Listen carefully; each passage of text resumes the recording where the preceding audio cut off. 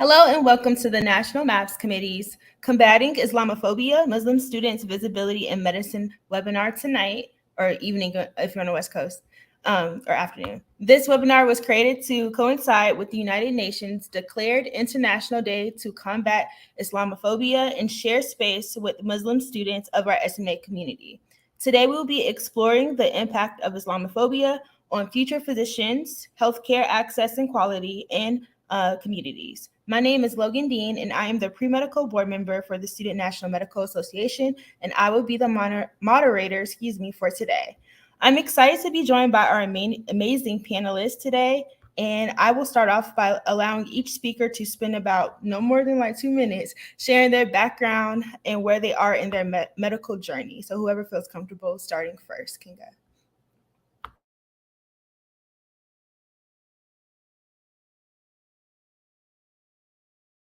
I can go first. Hi everyone, my name is Tibian Khalfullah and I am a third-year medical student at the University of Rochester in upstate New York. And I am originally from Connecticut and I'm a Sudanese American. My parents immigrated from Sudan to the United States and I was born and raised here.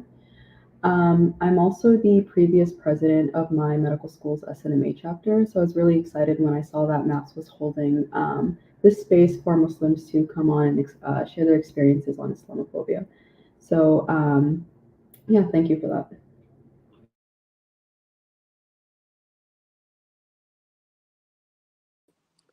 I can go next. My name is Yazid Shamia.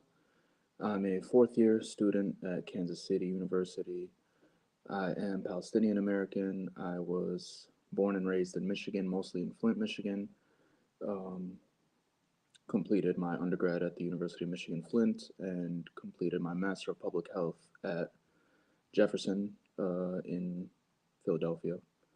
And I'm assumed to be internal medicine resident as of today at Beaumont Trenton in Michigan. And it's nice to be here and to speak with you all today. Okay, I figured I'd let the seniors go first. I recently just graduated from undergraduate at University of Michigan Flint, as well as where I completed my studies. And I'm now doing clinical research at the National Institute of Health. I was previously working in the Institute of Neurological Disorders and Stroke, but now I'm working in the Institute of Alcohol Abuse and Alcoholism, as well as drug abuse. I'm a Sudanese American. I was first person in my family born in America. And I grew up in Florida, but spent a lot of time in different states. And now I'm over here in the DMV area. And I appreciate the opportunity to be able to speak with you all about, our backgrounds and how they can affect in places that we work. So. Thank you all for being here tonight. I greatly appreciate your presence. So we're going to start with first, just to make sure our audience is aware of and knows how to contextualize Islamophobia. How would you all define Islamophobia? Let's just start with what is Islamophobia, and we can start with Yazid if you would like. Yeah, definitely, I can start. So, I guess just as a dictionary definition, Islamophobia is an extreme fear and hostility toward Islam and Muslims and even ideas or people who seem to be Muslim or related to the religion of Islam. And it can often manifest in the form of hate speech, hate crimes, social and political discrimination, discrimination in the workplace. More recently, it's honestly it's an ancient kind of form of discrimination that's existed for quite a long time, but more recently it's been used to kind of influence different policies such as mass surveillance, incarceration, and disenfranchisement from all walks of life. And this is kind of, I guess, more specific to the United States, where Islamophobia has been rampant in the past few decades and throughout the history of the United States as a whole. And I guess some of its more significant, or the more significant ways that it manifests is in the way of like disenfranchising people through public policy.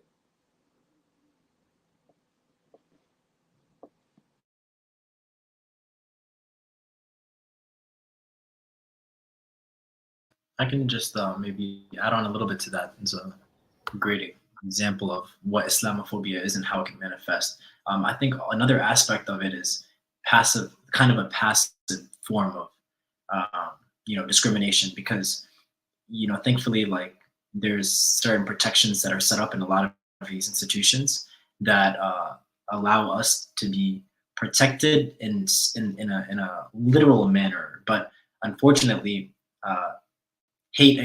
finds a way to express itself. So you find oftentimes when you're in the workplace or in your undergrad institution or whatever, medical school, that it manifests in a way that is not so in your face, but is still clearly there. You can kind of just feel like a certain attitude expressed towards you, just like sly comments and things of that nature that, sometimes you might not even pick up in the moment, but as time goes by, you question, if other people are getting the same treatment, and you realize that it's not normal, because I think unfortunately people from, minority backgrounds, we have a tendency to just like sometimes deal with things, being the minority, and accept, circumstances that are unacceptable. And but when you express yourself, and that's hopefully something we'll be able to talk about, is how to deal with these kind of situations. But there is like resources available to help you with that. So I think Islamophobia nowadays in like modern America and in the places that we work can express itself in a passive form, something that's a little less in your face. Yeah, I think Yazid and Usman put it very well. I was also going to mention, like Usman mentioned, kind of the subtleness of Islamophobia nowadays. And I have many examples of ways that it's popped up in like my medical training, my undergrad training, which I'll save for later on in the panel. But it could be very blatant, kind of like what we've been seeing on the news nowadays, but it can also be very subtle. And again, since we are minorities, we do go through a lot that we may take as normal, and it could be kind of hard to distinguish between, okay, like what is not okay and what is okay. But I've seen a lot of, my Muslim colleagues as well go through different Islamophobic things in the workplace, in the hospital, that are super subtle that they should not be going through. That again, we can touch on a little bit later. Well, actually, that was the next question. So, how does Islamophobia show up in academic or clinical settings? If you would like to start us off. Yeah, for sure. So for me personally, so Islamophobia again can come on very subtly. Any form of discrimination against someone because of their religion, specifically Islam, can count as Islamophobia. So for me, a lot of it came down to different accommodations, just not being accommodated the way that my Christian or Hindu or Jewish colleagues were in medical school.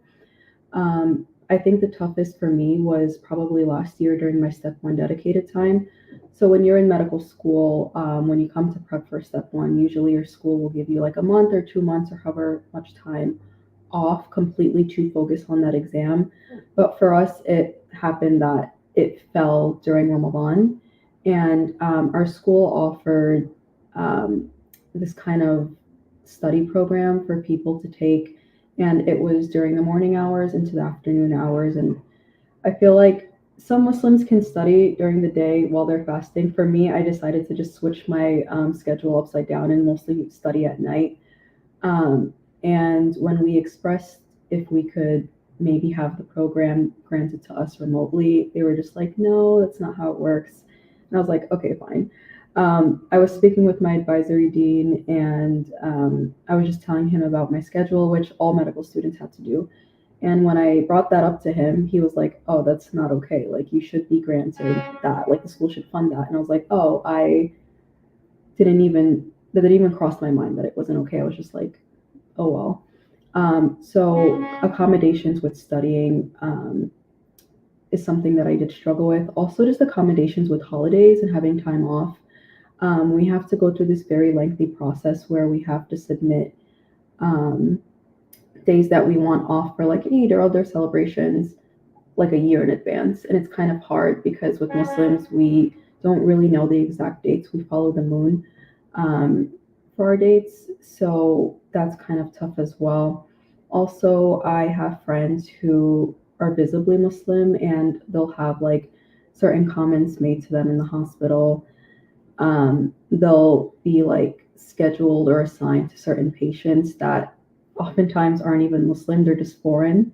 So people might think like, oh, they're also Muslim, so we'll give you all of these patients so you can try and connect with them, but it's just not how it works. Let's see. There's just so many examples. I'll try and think of more as we go on, but I'll give space to the other panelists as well.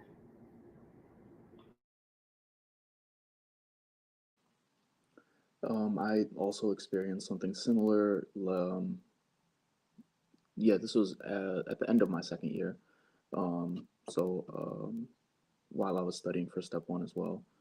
And pretty much the exact same situation. We had these mandatory sessions, and I think they began at 8 a.m. And you know, typically throughout our medical education, most lectures weren't mandatory, and we could kind of watch them on our own time. But these review sessions were, so it was difficult when you know we're kind of praying late at night after we've eaten. We have like late night prayers, and then we kind of try to get some sleep if possible, and then we have to wake up and have a short meal before praying again, and then starting our fasting day. And it's kind of a whirlwind of a schedule, and to have to go through that and then be present at those sessions, which we weren't able to watch remotely, even though we requested to. It was difficult, and it kind of felt like our concerns weren't being met by the administration at my school.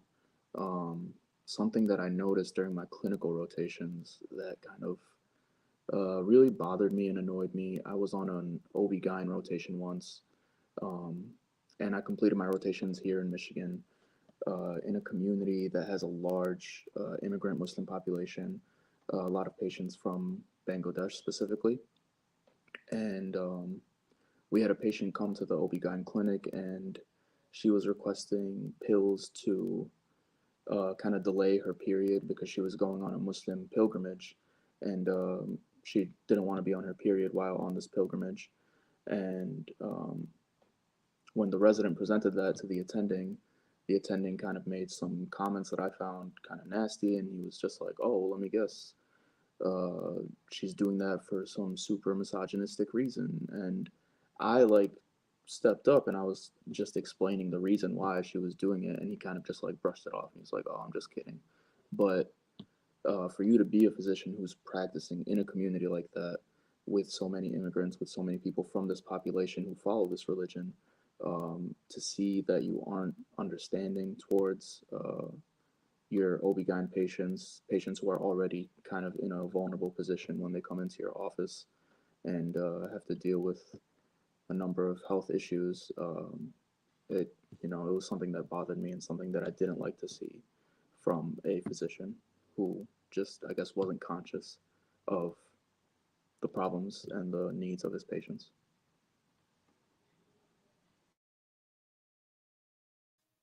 Yeah, I think I think like in situations where you can see that there's like some kind of stereotype or prejudice towards you, then it starts to like in my experience, you start to see like how they treated you in the past, and that might have been from the sole reason of like that stemmed from that prejudice or the stereotypes that they had from you and your background and your religion. And so for me, in my experience in my previous lab at the Institute of Neurological Disorders and Stroke, was kind of a buildup of like passive aggressiveness, and then until it was like in my face, prejudice.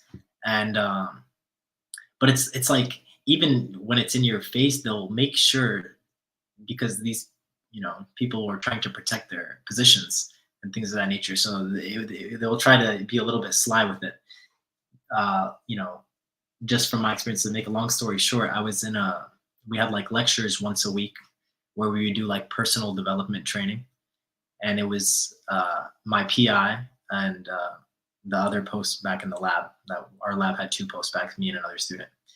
And so we were doing an immunology lecture, and he was talking about cytotoxic T cells. And this was after a previous period where there was a buildup of kind of, I just noticed like harsh treatment towards me in a certain way. For example, I had asked for shadowing, which is like a common thing for postbacks to have in their experience doing research at NIH. And like I said, I asked about opportunity to shadow. But that was met with just like a manner of response that's kind of, to be honest, outrageous. Like just his response was, "I don't pay you. Like, why in the hell would I let you shadow?" Which was his exact words. And he said, "I don't pay you to shadow other physicians, even though he doesn't pay me at all. My money comes from, the government, not him directly." Anyhow, so weeks down the line, continuing, like I'm asking to be, to learn more about the specific research of the lab, and it's being met with a negative energy. And even, for example, like when I interviewed for the position, I actually expressed that I was Muslim, to let him know for Friday prayers, because my job is a 9 to 5, and so we have Friday prayer obligations, and they start at around 1 o'clock most of the time, and so they do them at the campus at NIH. So I just made him aware of these obligations, and it was made to seem okay because religious protection, like policy wise, we were protected, for this time slot to be able to take care of our needs. This is, religious freedom.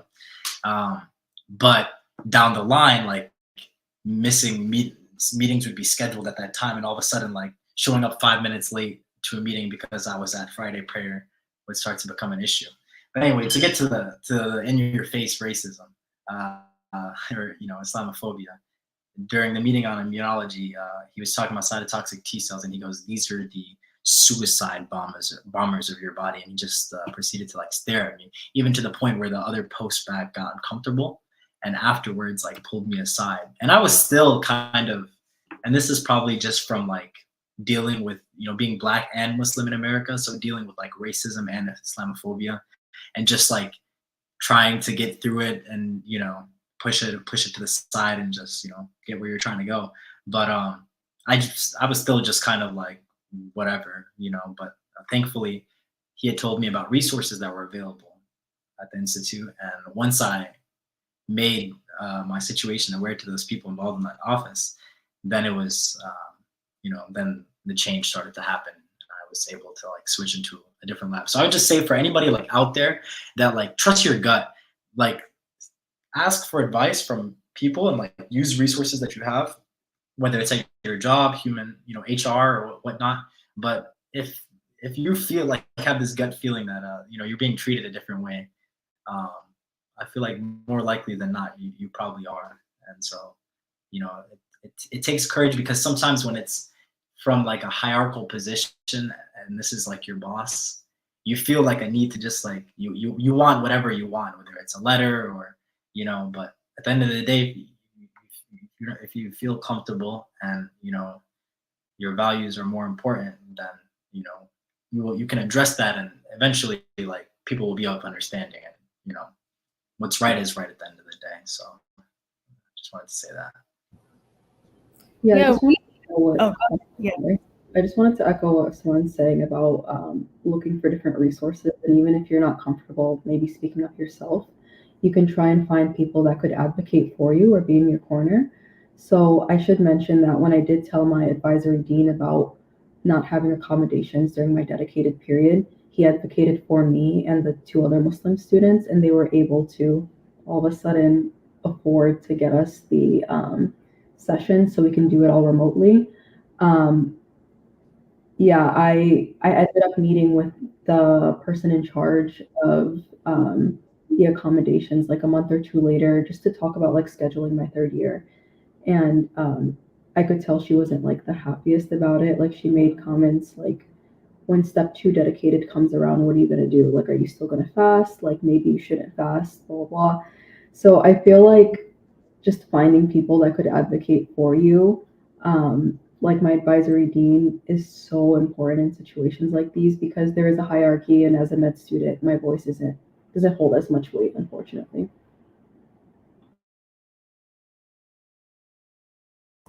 You guys must be reading my brain because that was the next question, was how to advocate for yourself when you are experiencing those stereotypes or just outright discrimination from either, professors or in Manny's case, boss, or, people that you're working with in labs or what have you. What I've heard so far is definitely find somebody that works at the institution that can be on your team. Are there any other ways that you guys would suggest to advocate for yourself in these spaces?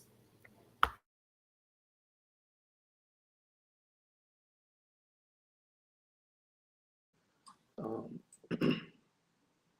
I think finding a mentor that's from the Muslim community could always be helpful. We talk a lot about negative stereotypes related to Muslims, but some of the positive stereotypes, or not even stereotypes, just facts, are that there are estimates that 5% of physicians in the United States are Muslim. And I've seen estimates of up to 9% of physicians in the United States are Muslim. So there are people in the medical field and in these spaces who have similar experiences to all of our Muslim students and training physicians. And they might have gone through similar experiences in the past, and they just have a similar, I guess, lifestyle when it comes to different rituals and practices. So they can always, not always, but sometimes they can be a source of support, and they can be willing to kind of help advocate for the students who could be going through these issues. Yeah, I think that's super helpful. And for me, when I was going through this, the number one person I was relying on was my older sister, who was in her last year of fellowship at the time. And she's like, obviously Muslim as well. So she had been through some similar experiences. And I was able to like get some advice on like how to deal with the situation. And I think another way of advocating for yourself is speaking up, like Yazid did, for example, in the OB-GYN when his boss, made a remark that was, out of pocket. But yeah, like speaking up. So I think like to your boss directly to like show that you're not just gonna, because I think sometimes if you just like accept and not speak up, like they keep pushing you around a lot of times. So in the instance when I was trying to get shadowing, I simply said, because I'd been dealing with it for some time, so I expected that kind of a response from him. So what I just did, like, simply was just say, like, I hear you. I just think for these X, Y, and Z reasons, shadowing would be a great opportunity for me. And obviously, I wouldn't let it interfere with my obligations in the lab.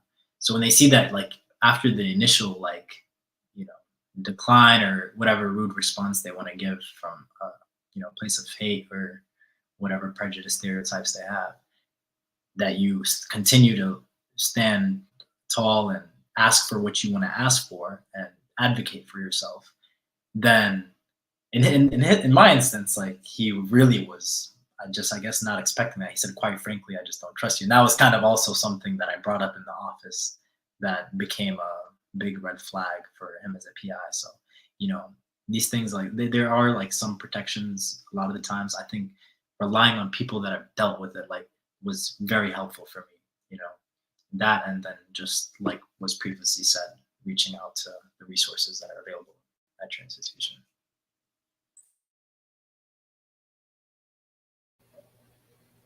Yeah, so I'm wondering, so being To me, what I'm hearing is like it's kind of like sounds like a compounding effect, being a minority already in medicine and then being discriminated against based on your religion that you practice. And so I'm wondering, how does that play out in your mental health and well-being as you are on this journey to being a physician? Um, Seemingly having it not only in the classroom space, but also sounds like on rotations and clinicals and in the research space. How do you kind of like take care of yourself as you're going through this journey? I think that if I didn't have really great friendships with other Muslim students here at the medical school, it would have been a lot tougher. But some of my best friends are also Muslim and they also went through similar experiences. And just being able to speak with them through it and be there to show up for each other and support each other, I think is really great. Also, reaching out to other support systems like your family. My family primarily lives in Connecticut, so kind of far, but making sure that I'm on the phone with them weekly, even daily sometimes, is really, really helpful. And well, I shouldn't say I'm sure. A lot of medical schools do offer, even undergrads do offer some sort of like mental health slash therapy sessions for free to students. So maybe even looking into that, I think would be worthwhile.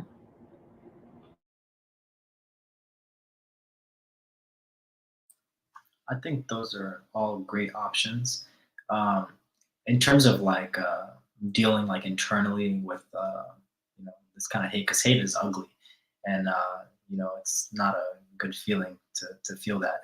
Especially I think considering the circumstances of everything going on right now. Like for me, my PI, you know, was Jewish, and I love people from all backgrounds. I went to a Christian school. Jewish friends who were some of my best friends, played on the same football team with them. And but given like the circumstances of Muslims in the world right now and some of the oppression that they are facing in different countries and you know in Palestine, for example, to feel that, I'm not gonna sugarcoat it. Like it's not a good feeling, and so it's more for me like it was about dealing like being professional because you don't like receiving that kind of hate, so it's easy to like want to just give it back in some kind of passive aggressive form. But for me, I just wanted to maintain my professionalism throughout it all. And so I think you know utilizing the resources like Demian said, and having friends, like for me, like my sister, having somebody that could relate, could like guide you through how to deal with this, who had been through it before, was like super helpful.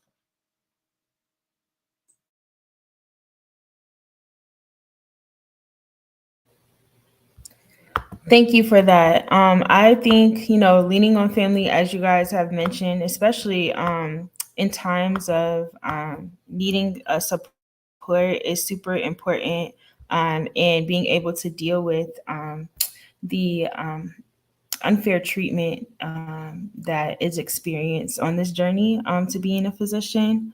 My next question is about the ways that Islamophobia contributes to disparities in healthcare and access. So we know that this is not only affecting the trainees but also the communities that the institutions are supposed to be serving. So I'm wondering, what ways have you seen it play out in serving the community? Um, I've seen online, I've seen pictures of textbooks, I think from like a nursing school textbook, where they have chapters about treating people of different races, different ethnicities. And in those chapters, they have, and these are chapters from very recently published textbooks, they'll have just different stereotypes related to different races and ethnicities and religion, Islam included, um, where they say, oh, for this group of people, you know, they're okay without getting pain meds for them, pain is a test from God. And, you know, some people may have that idea and some people may feel that way, but to use that to generalize an entire group of 2 billion people worldwide is unfair, and it could lead to serious consequences related to their health. So, and then, like I said, in the area where I rotated my third year, it was a big population from Bangladesh. And when people see like a patient from a certain background on a consistent basis, they can kind of start to form these stereotypes in their mind and just internalize them and just use them as the standard for these people, which isn't fair. Every person is different. Every person is going to react to uh, just the treatment process differently. So I've seen it in the ways that it can kind of generalize. Stereotypes can be used to guide a physician on how they should treat, they should talk to a patient, how they should, manage their care. Um, so that's definitely a problem that's more systematic and that needs to be addressed from different angles. But it is something that is rampant today, I'd say. So this is a super, super specific example, but I work very closely with different refugee organizations here in Rochester, New York. We have a lot of refugees. I think we have 1% of the country's refugee population here in Rochester, which is a lot when you consider that we don't even have 1% of this country's population. And so one of the groups I work with has primarily Afghani refugees from Afghanistan, and the other one has a lot of like Ukrainian refugees. And for some reason, there's just a big lack of health education for the Afghani refugees, in comparison to those coming from the Ukraine or even different parts of like South America. And so when I would volunteer there, I would get a lot of questions about different health resources available to them in the community. And so my medical school, we have a clinic that's run by medical students, and the physicians that just come and volunteer their time. They're often retired. And so I was like, okay, there's a big lack of health education here. So I've been trying to kind of facilitate a connection between the two organizations and get health education sessions going. But then, like just yesterday, I met with people from a dermatology clinic that wanted to come in and educate the refugees and see if they can get them within the clinic. And they would ask me and ask the leader of the group, like, what dermatologic diseases do you see most prevalent in these groups? And I would say, okay, I see a lot of eczema, a lot of psoriasis. But then the person running the group is like, well, a lot of them are Muslim, so they're fully covered. I don't know, I can't really help you there.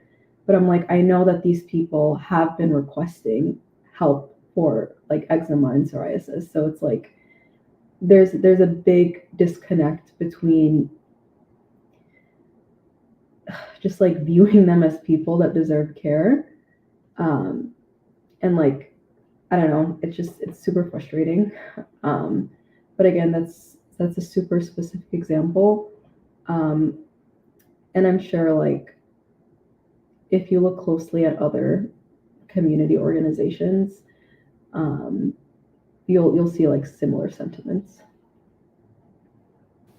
And I know you have to leave. So is there any parting words or things that you would like to share with the audience before you head out? Yeah, I have to head out kind of soon, unfortunately. But if anyone does have any questions about not only Islamophobia in medicine, but just anything at all, like literally anything, like medical school, undergrad, pre-med courses, whatever, Logan will go ahead and share my email with you, and you can also text me. She'll share my phone number. But yeah, there's a lot of discrimination, unfortunately, in the medical space, even in college, or like in research spaces, like Usman touched on. You're bound to encounter it at some point. I mean, hopefully you don't, but if you do, just know you're not alone. There's so many other people that also go through similar things, and you can reach out to people in your community, reach out to other medical students, undergrad students who have gone through similar things, and see how they took those on and how they dealt with it. again, try and find people that could advocate for you. Like if you have an advisor, a mentor, other people that are kind of higher up in the institution that can advocate for you. There's a lot of ways that you can go about overcoming this. And it also says nothing about you or your capabilities as a student. Um, we need more people that look like us and that have our identities in medicine. So, just keep pushing through, and hopefully you can be that person in the future that can advocate for somebody else.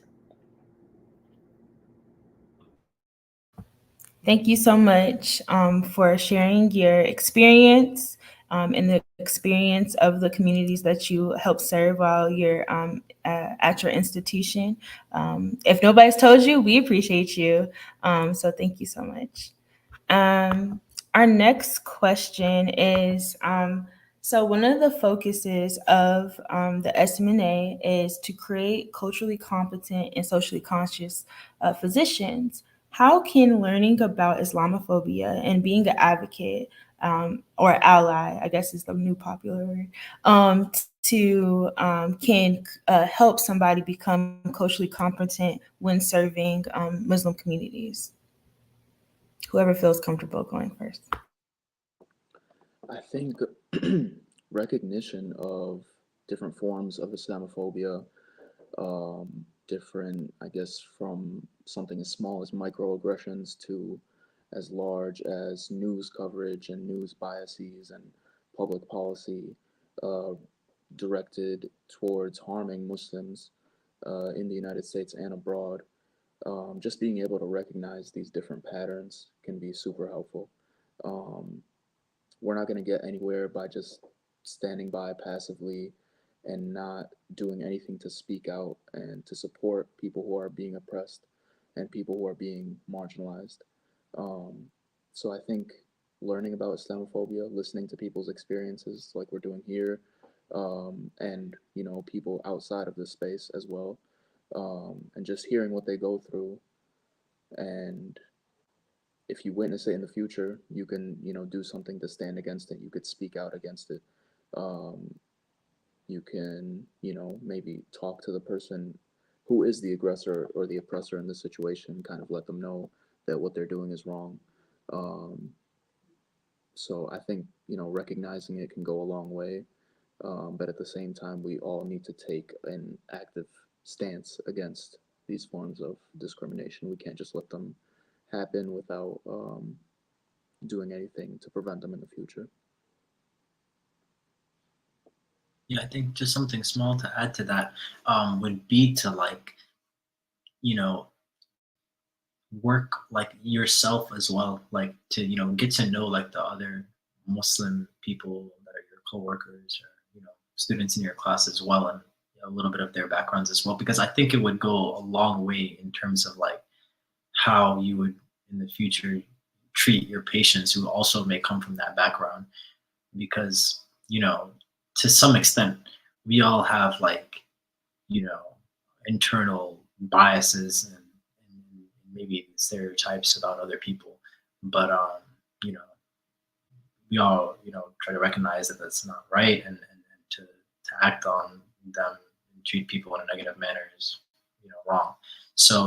But I think if you take time to get to know people that come from that background and try to come from a place of understanding rather than judgment, and actively work to get there, because people that act on their prejudice, like they probably don't realize it, or maybe they do, but if you actively work towards it, then I think it would go a long way in terms of like helping just discrimination in general be something of the past.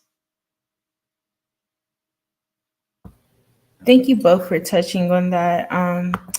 I would like to ask if either of you, speaking about oppressed peoples, I am aware that there are genocides going on in both Palestine and Sudan, and I'm wondering if you all would like to speak on those situations and how it's impacted you and your training in your communities. Whoever feels comfortable going first. Um, Yeah, it's been very difficult, obviously, for the past 6 months, and it feels like for my entire life, honestly.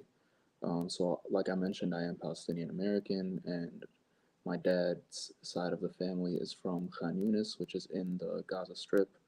Um, I have several first cousins there, and some of whom have been killed due to the bombing, and their apartments have been destroyed. They've all been displaced to the south of the strip, and it's been difficult to get in contact with them.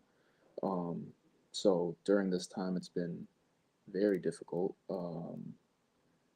And then after my first year of medical school, actually, there was also similar um, bombings, airstrikes happening for a few weeks during that time, and it was difficult back then. Um, Especially seeing how the backlash that people who speak out against the genocide, um, we've seen physicians get kicked out of residency programs, we've seen students get suspended and expelled from their schools due to their support, due to their doing something as like minimal as like reposting a post on their Instagram story. Um, it's been very difficult. I was worried that it might that speaking out would be something that might impact my residency application. But at the same time, as someone who is Palestinian, I mean, from every part of my identity, I couldn't stand to stay silent on the matter. I'm Palestinian. I'm Muslim. I'm, a future physician. I'm a someone with a public health degree. I'm a human. All these things kind of necessitate you to speak out against oppression.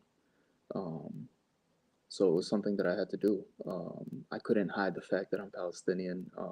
On my application, I had, research experience, writing experience, and internship experience with the Palestinian Medical Relief Society that I did over my medical school career.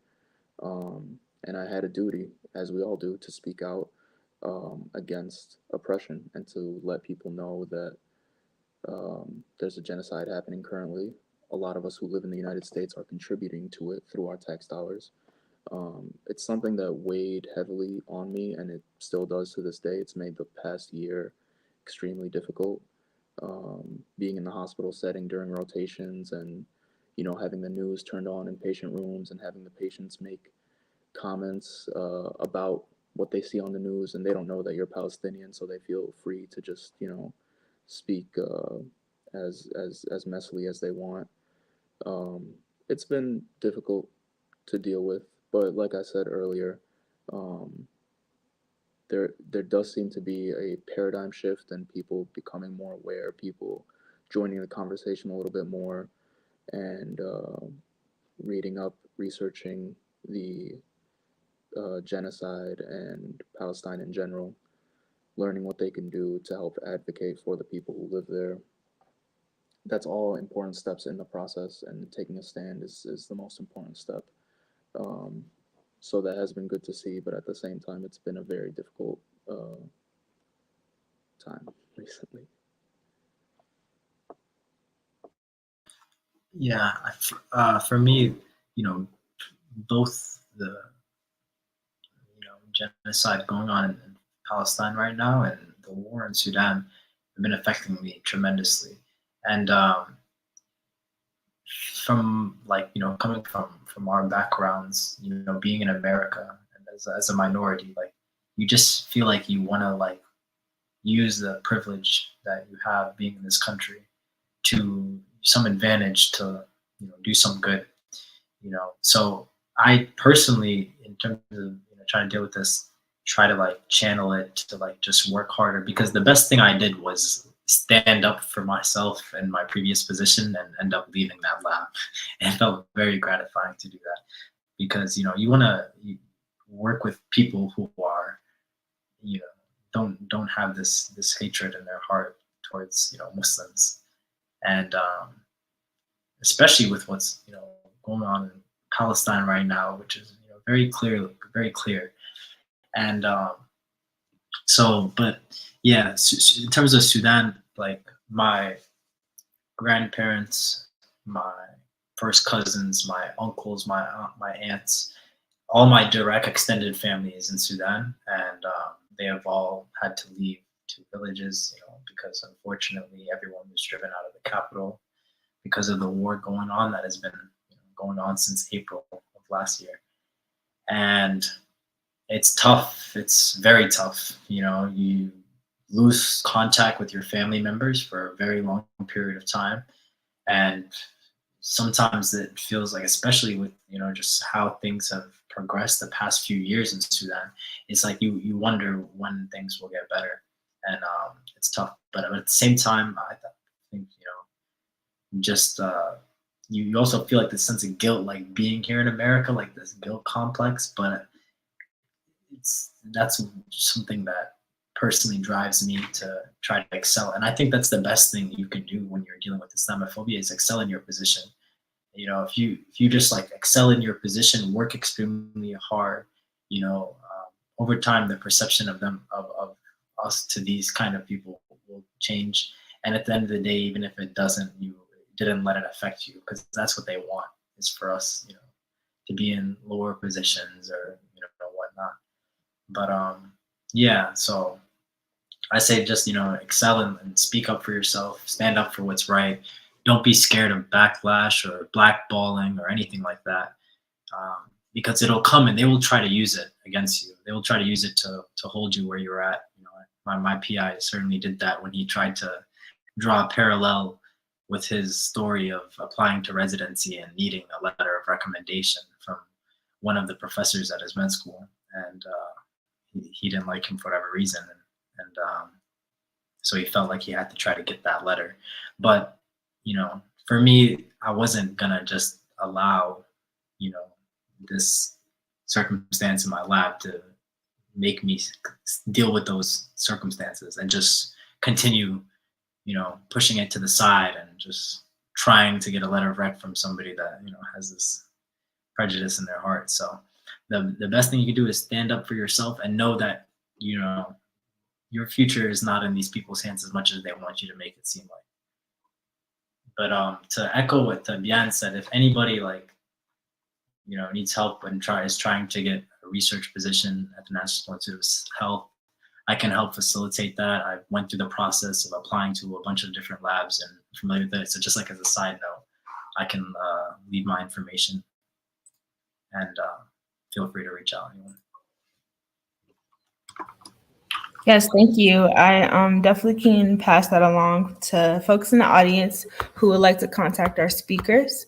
At this time, we can take some questions from the audience. So if anybody has questions, please drop them in the comments. I am checking all platforms to make sure I don't miss anybody, and I can present it on the screen to ask our speakers. Until I see a question, I have another question about what resources are you all aware of for folks to learn more about Islamophobia and how to combat it effectively.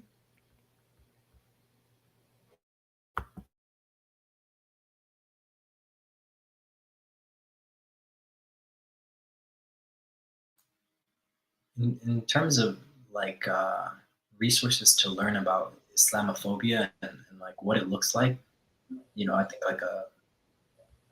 you can certainly research it and see events that have taken place that have happened. Usually outlined a great example, and the people that have spoken out, for example, or just posted things on their social media and were kicked out of their universities for doing that, or the position of the Harvard dean who didn't take a strong enough stance on their situation in Palestine and was forced to step down from her position. So those are clear-cut examples of Islamophobia presenting itself, in the academia. Also, just talking to a Muslim, literally just talk to a Muslim. Growing up in America, being a minority, 9 times out of 10, any Muslim person has dealt with some form of Islamophobia, and I think hearing their perspective can be of the most help, because when you see it firsthand from somebody, especially somebody that is close to you, maybe, then it'll ring deep, and I think it'll help you to understand, what these things look like? One resource that I have, and I can put a link for it, and Logan can maybe put it in the chat, or maybe I can put it in the comments too, is a institute called the Yaqeen Institute, where they have a page specifically dedicated to Islamophobia. They have different series, books, papers, videos, and a lot of the people that work there are very well educated, and well credited scholars on the topic, and they have a lot of experience related to it. So I would recommend checking out that website, and I'll put the link here in just a second. Thank you both for sharing those resources and ways to advocate for folks in our communities. I have a question. It's kind of going back to academia. And with recent legislation and policies rolling back, such as the rollback of DEI offices across different institutions, do you all think that that will affect or has affected the support Muslim students receive and advocacy efforts for these communities within institutions? Whoever feel comfortable going first.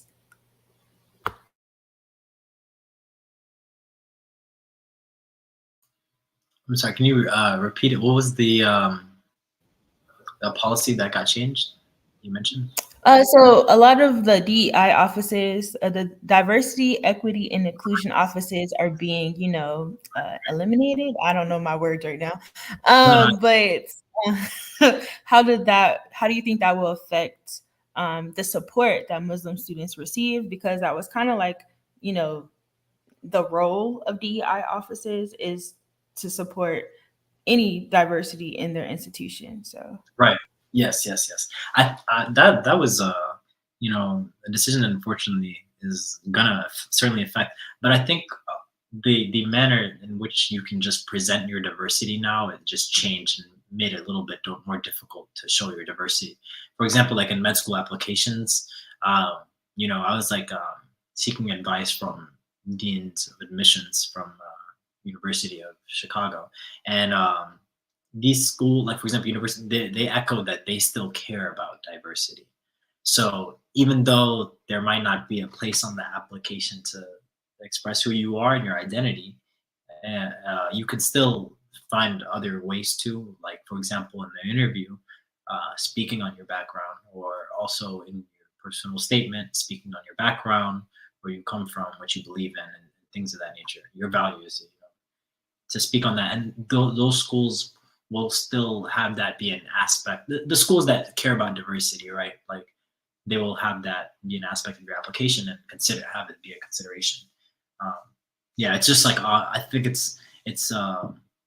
But then there's the larger conversation of the rhetoric, that kind of rhetoric that is being spewed, and what that means going forward. And I think that the larger conversation is trajectory of our country and what diversity means. It's going to mean in the future.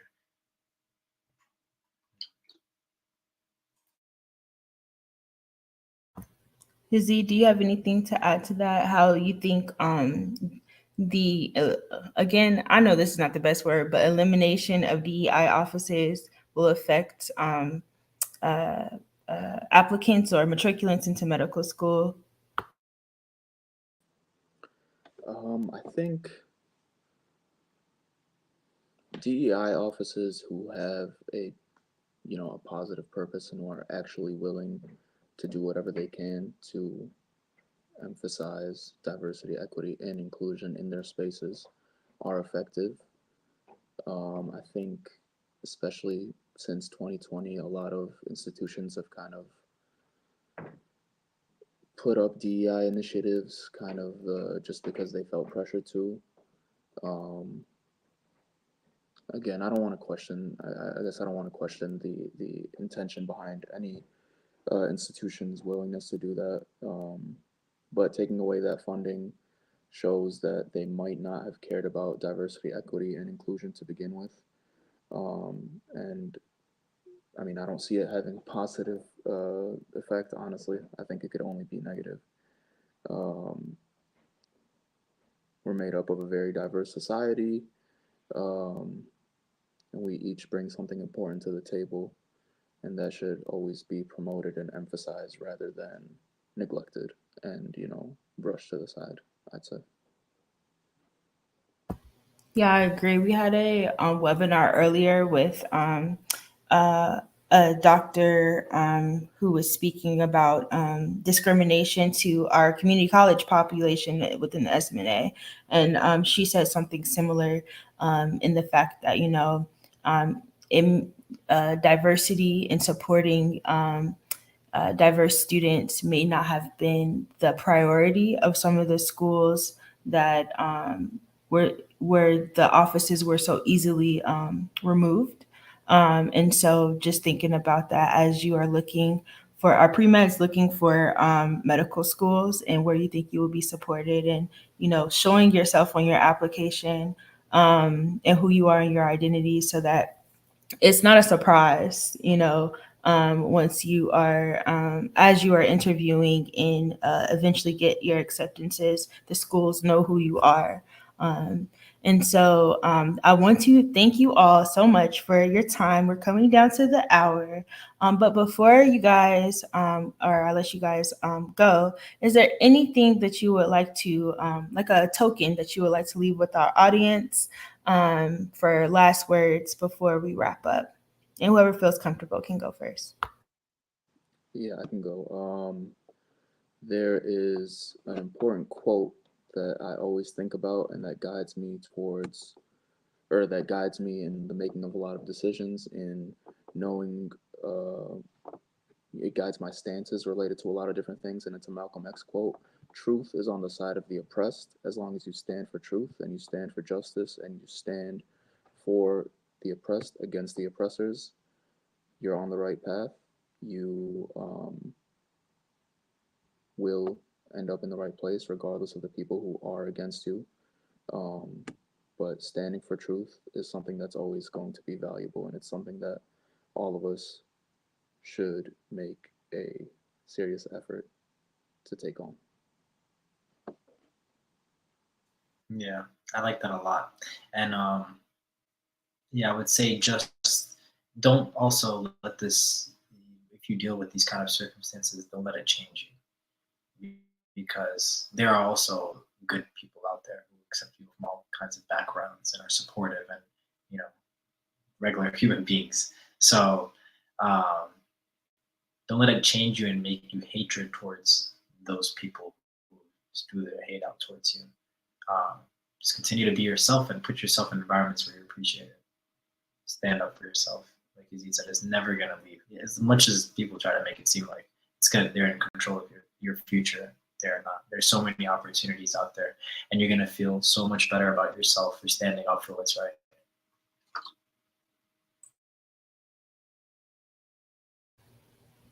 Thank you guys so much. And thank you. We appreciate you all's transparency and willingness to be a panelist today. We hope that for the audience, this has been enlightening and informative. Please make sure that you follow us on Instagram for more webinars in the future. And that's at national_SMA_maps and our official SMA page at SMA_official. AMEC is in just 2 weeks, so I don't know if y'all gonna be there, but maybe, yeah, kind of, no, right? Yeah, great. We'll see you guys at AMEC, and we are hoping to have more safe spaces like this outside of programming, of our AMEC programming, to again create those culturally competent and socially conscious future physicians. Thank you everybody for watching tonight. And if you have any questions, again, please follow us on our social media pages, and we hope you have a great evening. Oh, wait.